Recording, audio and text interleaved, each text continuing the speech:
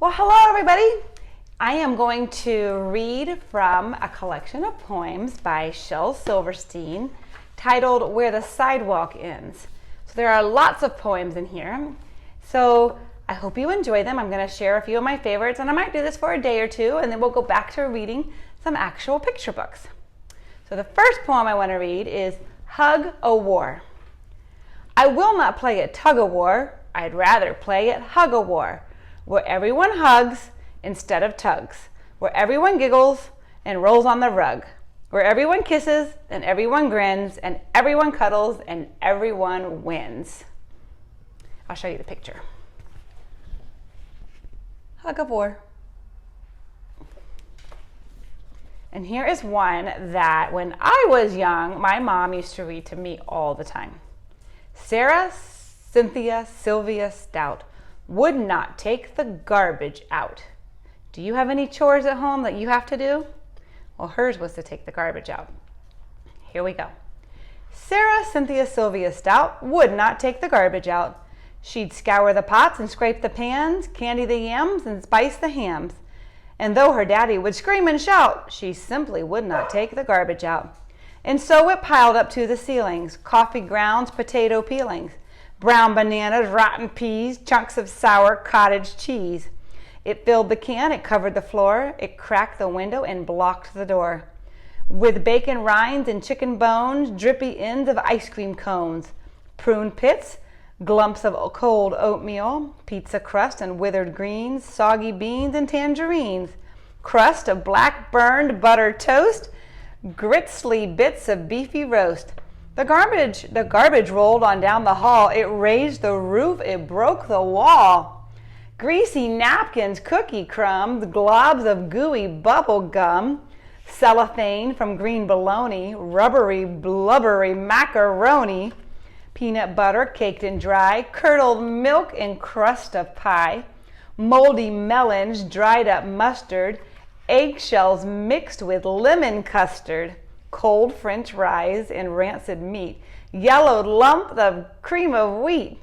At last the garbage reached so high that finally it touched the sky. And all the neighbors moved away and none of her friends would come to play.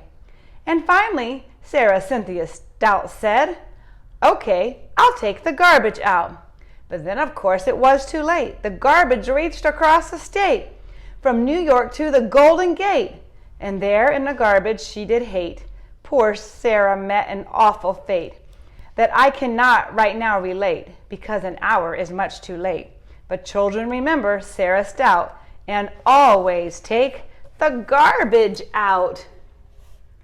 Look how much garbage there was. All right, our next poem is Band-Aids. My daughter likes Disney World Band-Aids. Do you have a special Band-Aid that you like? All right, Band-Aids.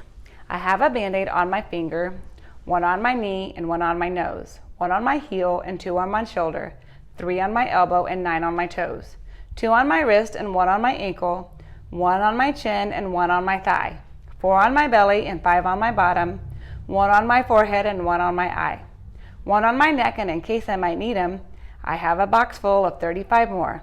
But oh, I do think it's sort of a pity I don't have a cut or a sore. Sometimes Band-Aids just make us feel better. All right. Next one is Afraid of the Dark. I'm Reginald Clark.